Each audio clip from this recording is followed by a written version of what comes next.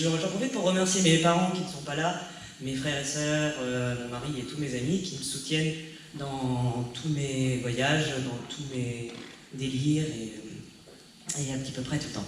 Donc je vous prie de m'excuser aussi parce que je pense que je vais dire beaucoup jeu lors de cette petite demi-heure.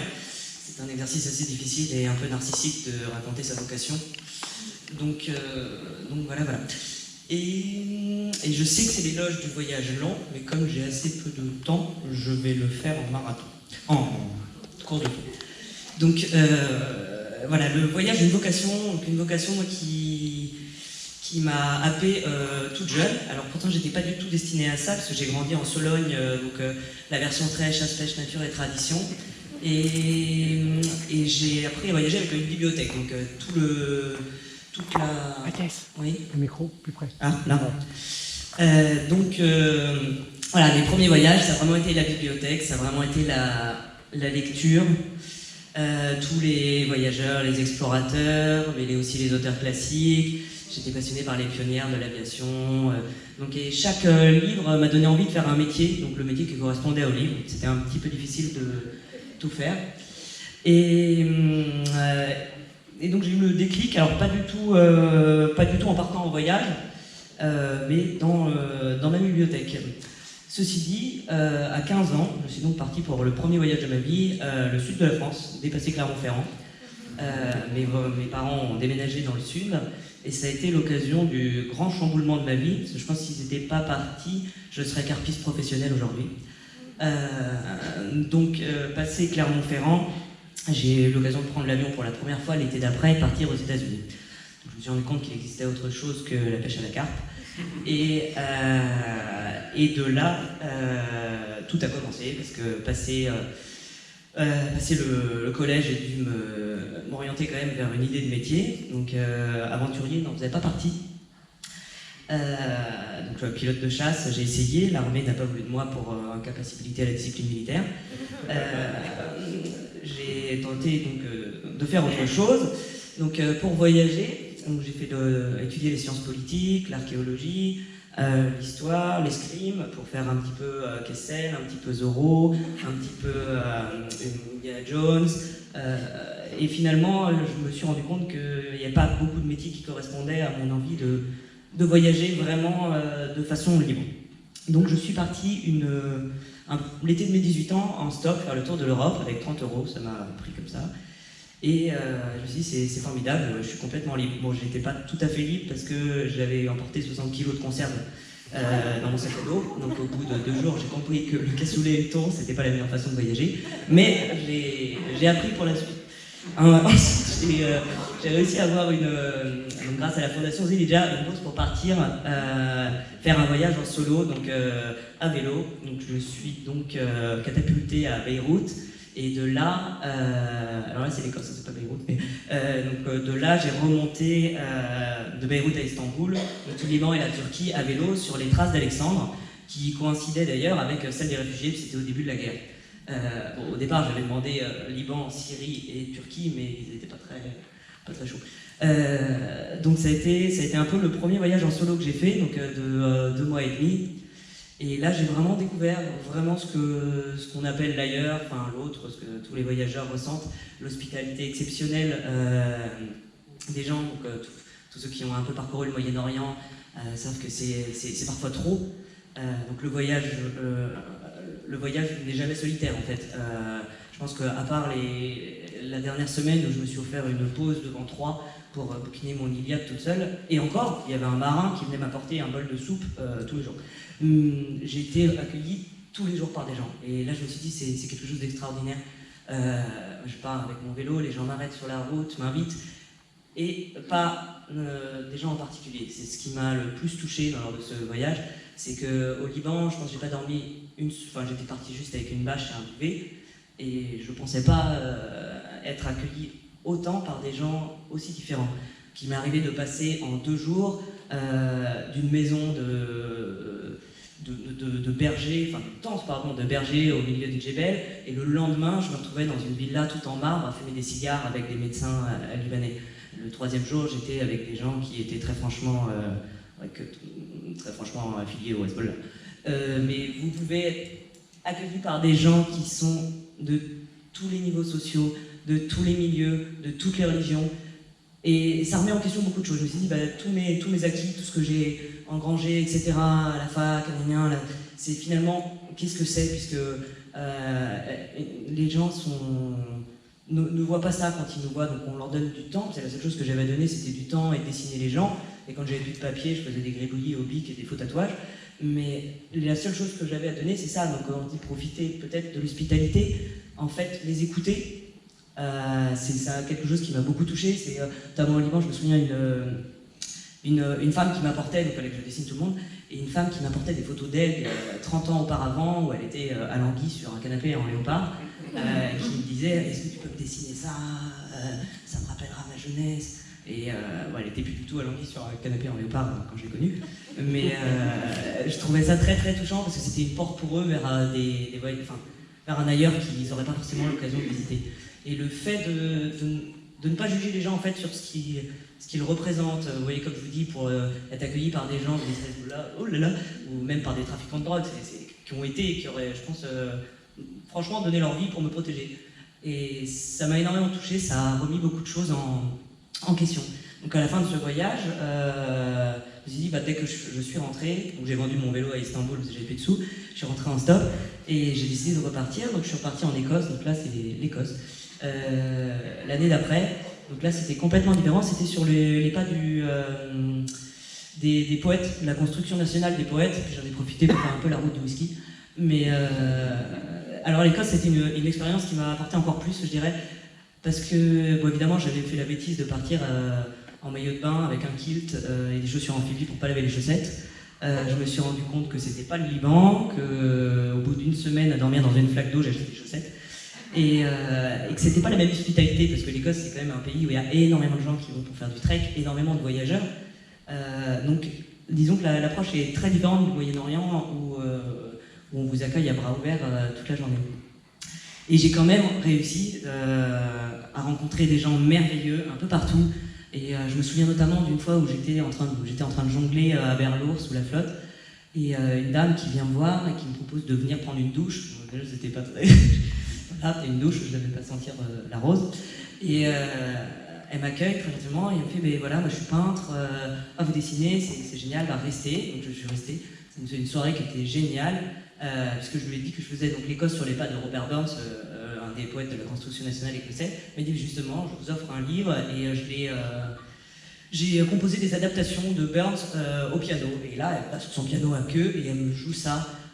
J'étais là folle, bon après elle a sorti l'absinthe et c'est parti différemment, mais je suis allé le lendemain matin dans son atelier, dans un placard avec des kilts suspendus là comme ça, c'était assez génial, mais en plein milieu de l'Écosse.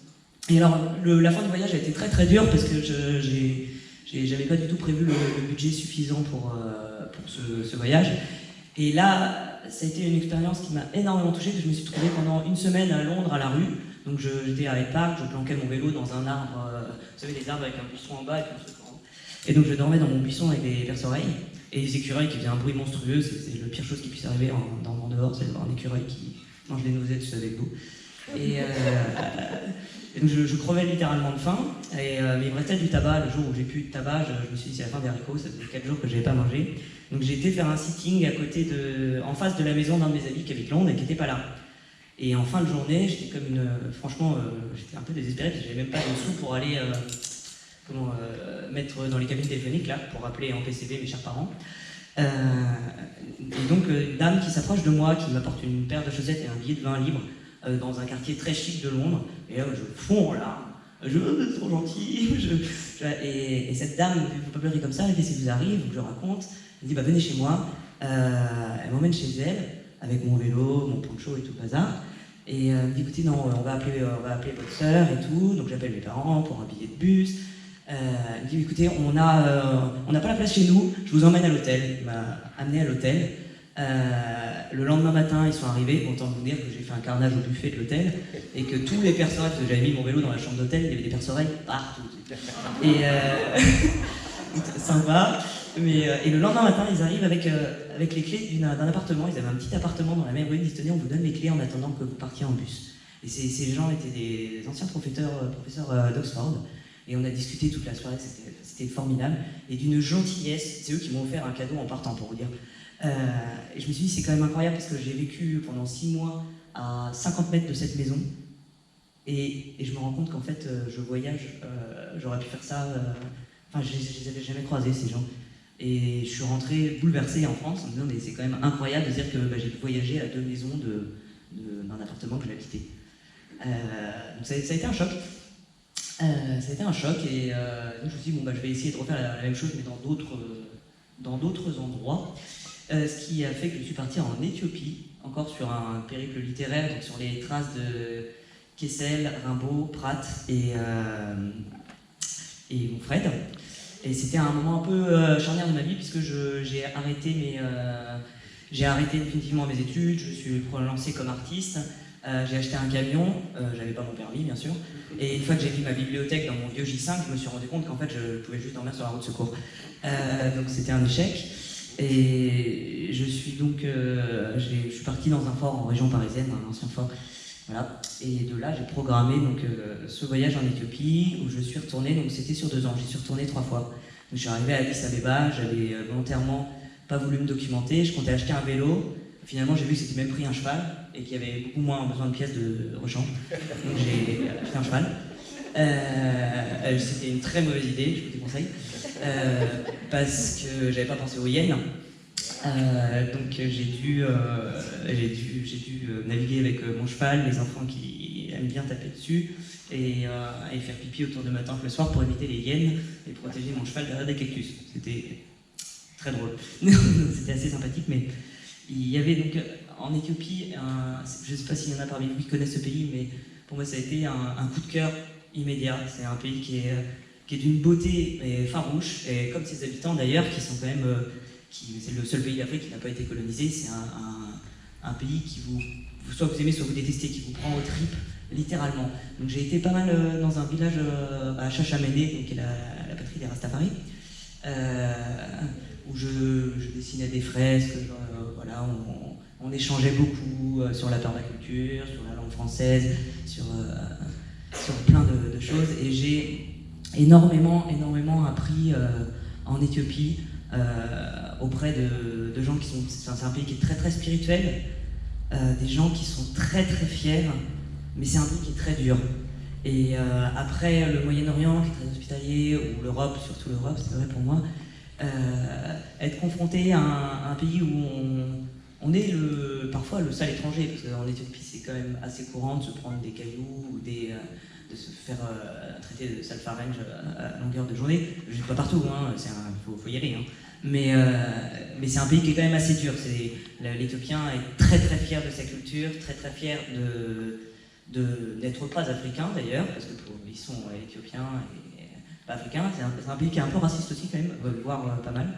Et d'être confronté à ça un peu à long terme, je dirais que c'est une formation de se mettre aussi à la place de se mettre à la place des gens qu'on visite, des gens avec qui on sera quand même, enfin, avec qui on voyage, hein, mais sans vraiment voyager. Et c'est vrai que là, j'étais un petit peu plus immobile, surtout sur les 2 dernières fois, et je me suis rendu compte qu'entre le voyage à vélo, le voyage à cheval, etc., et le voyage où on reste quand même quelques temps avec les gens, il y a une différence, puisqu'on passe de l'hôte de quelques jours au voisin avec qui on vit.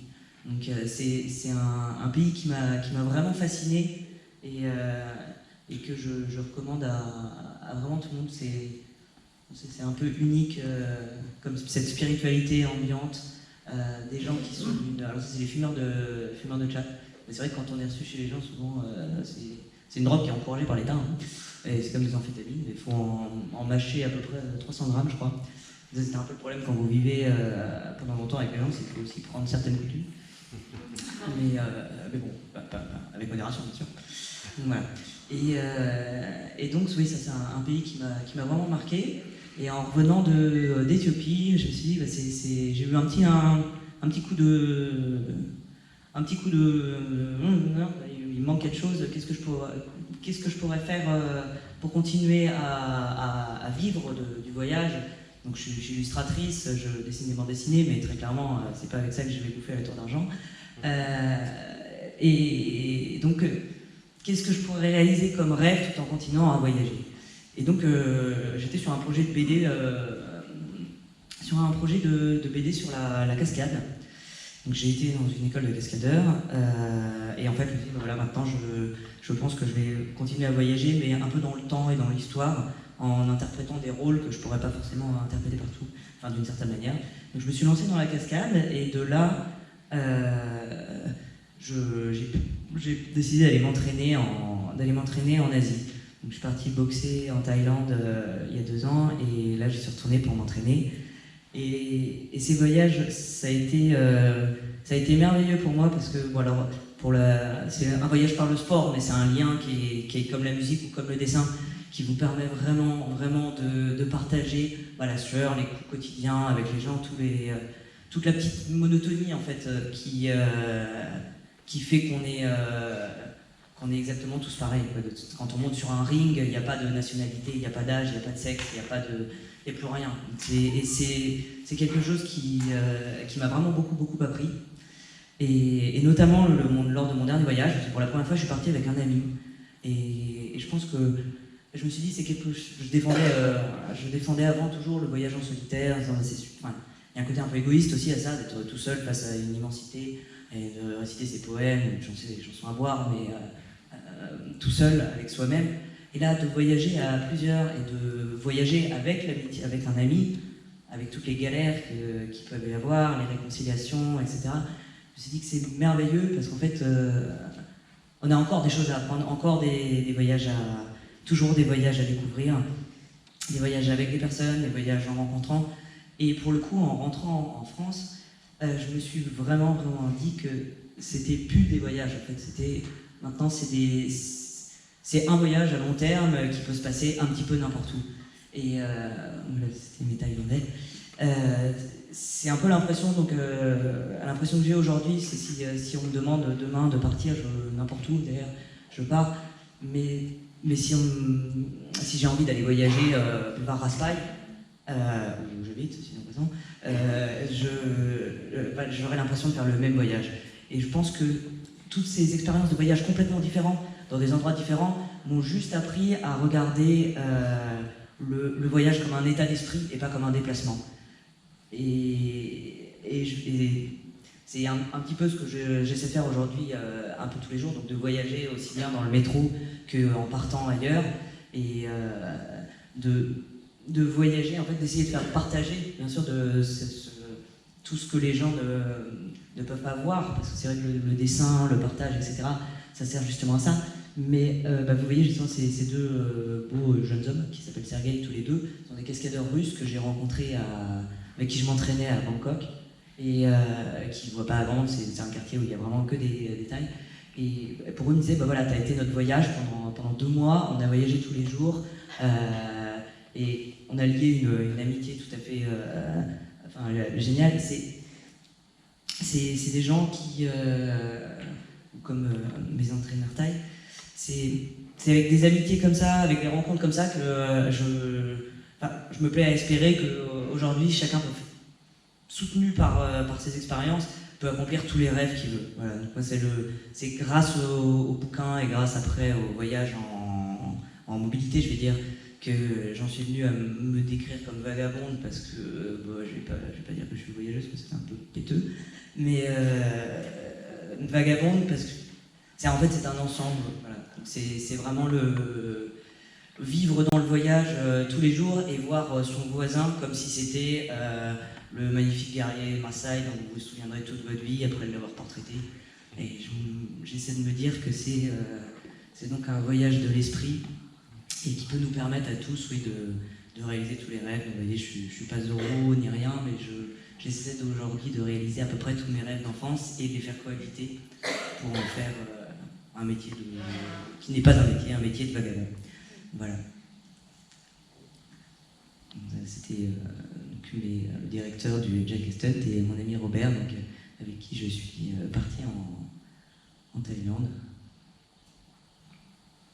Ça, c'est Toto qui a été prise à Harar, où je suis resté pas mal de temps en Éthiopie. Et j'aime beaucoup cette phrase de Proust, c'est un petit peu toute l'histoire. C'était à Chachamene en Éthiopie.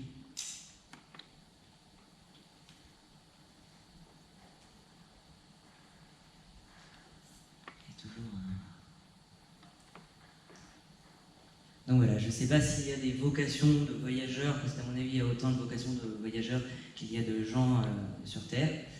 Mais je pense qu'on peut, si on a envie de réaliser tous ces rêves, les découvrir et les entretenir par le voyage.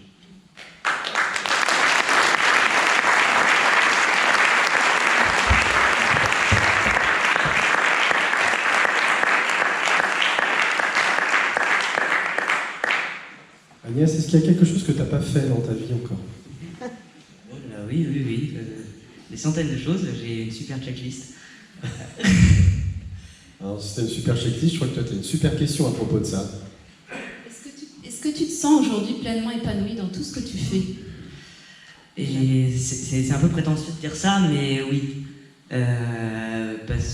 Oui, et en fait, grâce aux gens qui m'entourent. Je veux dire, j'ai un mari qui est exceptionnel, d'ailleurs qui est libraire et qui a une super librairie de voyage. J'ai des cartes. Et non, j'ai la chance d'être soutenu par des gens vraiment exceptionnels qui me permettent, quand je me lance dans un projet, à chaque fois d'y croire. Et je pense que c'est d'avoir des espoirs et des rêves, c'est ce qui nous permet de nous épanouir au quotidien. Est-ce qu'il y a encore des rêves que tu n'as pas réalisés? Il y a une sacrée checklist. D'accord, donc est-ce que tu pourrais nous en donner 2 ou 3 peut-être? Alors j'aimerais bien être prix Nobel. Alors mon prochain rêve, par rêve j'entends projet, parce que pour moi ça se rejoint un petit peu, c'est de faire le Nil à vélo. Donc de partir d'Alexandrie, d'aller remonter le Nil jusqu'à Addis Abeba à vélo, sur les pas d'Hérodote, parce que j'aimerais beaucoup remettre Hérodote au goût des enfants, on va dire. Et donc de faire un carnet de voyage en utilisant que des techniques picturales et des moyens picturaux anciens. Donc que ce soit sur le papyrus, les techniques picturales égyptiennes, au Soudan, pareil, en Éthiopie, sur la fresque. Donc de faire tout mon carnet comme ça sur un périple de 4-5 mois. Voilà, sur les lignes.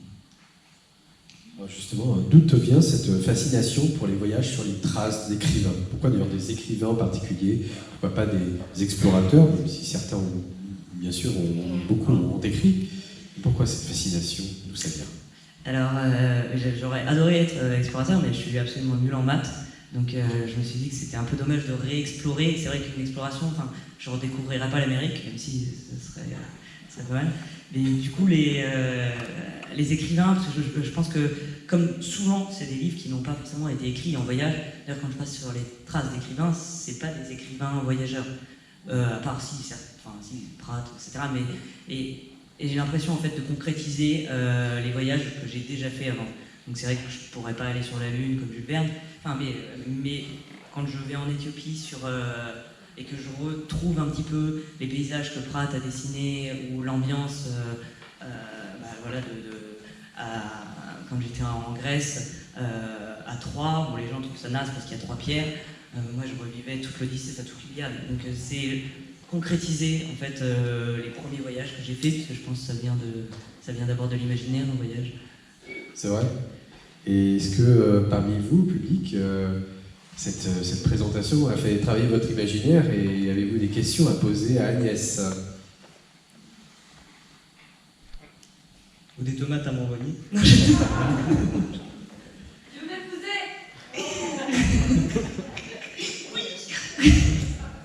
Comment vous financez vos voyages et travailler en dehors de... Oui, je suis illustratrice. Après, je fais d'autres boulots à côté. Là, en ce moment, je suis apprentie cascadeuse. Mais après, je finance très peu mes voyages parce que j'estime qu'un bon voyage se fait sans argent. Dans mon cas, bien sûr. Bon, après, évidemment, si on me propose beaucoup d'argent, je dis pas non. Mais non, en fait, j'essaie de partir toujours sans argent. Je me dis que le jour où le fait de pas avoir d'argent sera un obstacle pour partir, c'est que j'aurais lâché l'éponge. Donc, quand je suis parti en Éthiopie, pour vous dire, le premier, je suis parti avec je crois que j'avais été jusqu'à 400 €, le deuxième avec 200 et le dernier avec 50. Et j'ai jamais manqué de rien. Et je pense que les gens sont... Enfin, qu'on peut toujours travailler là-bas, après, voilà, faire la bouffe, donner des cours. Je préfère favoriser l'échange et me dire que si j'ai de l'argent, j'aurais pas le réflexe de donner mon temps aux gens. Et quand on est fatigué, c'est vrai que je préfère me payer une bière plutôt que de parler pendant 6 heures avec quelqu'un pour qu'il m'offre une bière. Je dis pas que je fais la manche, hein. Mais non, je veux dire que je me connais, j'aurais trop de facilité à moins aller vers les gens. Ouais. Mais après, si vous avez une proposition de travail ou un BD, je sais pas.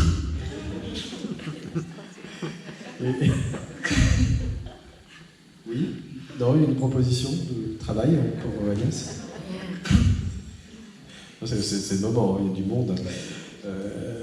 Une autre question, alors vous parlez de votre mari, donc il vous soutient complètement dans vos voyages. Est-ce que lui aussi il a la même passion, il vous accompagne ou par la pensée, parce que vous avez fait des voyages quand même très engagés, dans des conditions qui sont donc roots, Oui, on va dire ça comme ça.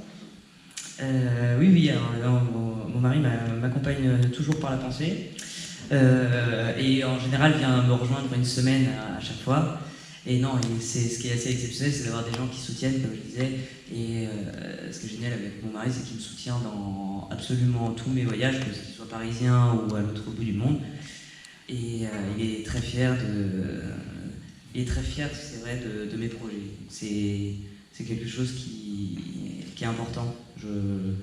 Et quand j'ai un coup de blues et que je lui dis vas-y j'arrête tout, je vais bosser au Franprix, j'en ai marre, c'est lui qui me dit je te préviens, je dégage.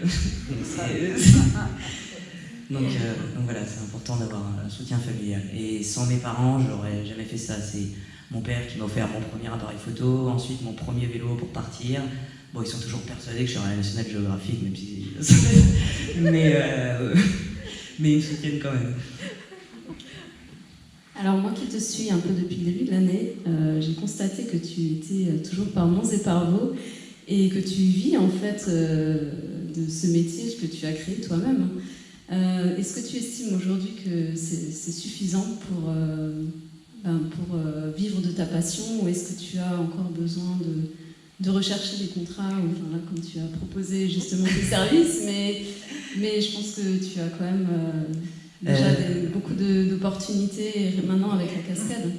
Oui, mais après pour l'instant je suis encore en formation puisqu'il me reste encore un an de formation. Donc j'aime bien faire les choses un petit peu jusqu'au bout. Donc bien sûr j'arrive à en vivre, mais je ne suis qu'encore qu'un jeune padawan. Donc, je pourrais dire que j'en vis vraiment quand je serai arrivé au bout de ma formation. D'accord, merci. Est-ce que quelqu'un a encore une question dans le public? Oui. Souvent, pour faire de belles rencontres, il faut des clés. Bon, vous avez une clé superbe avec le dessin. Vous avez rencontré d'autres gens qui ont d'autres clés. Et celui qui n'a pas de talent particulier, est-ce qu'il peut aussi ouvrir les portes? Pour tout vous dire, c'est vrai que le dessin c'est pratique, mais le dessin, la musique c'est un langage international, mais je pense que la plus belle clé en dehors de la musique ou de tout, mais même les maths ça peut être un langage international, mais c'est le sourire. Je pense que c'est vraiment le sourire, le fait d'aller vers les gens, de sourire et de sourire. Et je pense que toutes les belles rencontres qu'on fait, c'est aussi tout ce qu'on attend des belles rencontres. C'est un peu l'effet miroir. Plus vous avez envie d'aller vers les gens, d'apporter aux gens, etc., plus les gens vous le renvoient. Et je pense que c'est vraiment ce qu'on essaie de donner, on nous le renvoie aussi. Et je m'en rends compte un peu tous les jours dans la rue à Paris, enfin ou ailleurs d'ailleurs, parce que je ne suis pas toujours à Paris. Mais c'est un peu l'effet boomerang, quoi. Donc avec un beau sourire, je pense que même si vous n'avez pas de main, vous pouvez faire un concert du monde. De toute façon, si tu ne renvoies pas le sourire, ils savent que tu boxes, donc... C'est pas faux, je vais toujours leur casser la gueule. C'est comme ça que ça peut se régler. Bon, merci beaucoup en tout cas Agnès. Merci beaucoup. Merci pour cette belle présentation, c'est comme une magnifique illustration. Et ton numéro.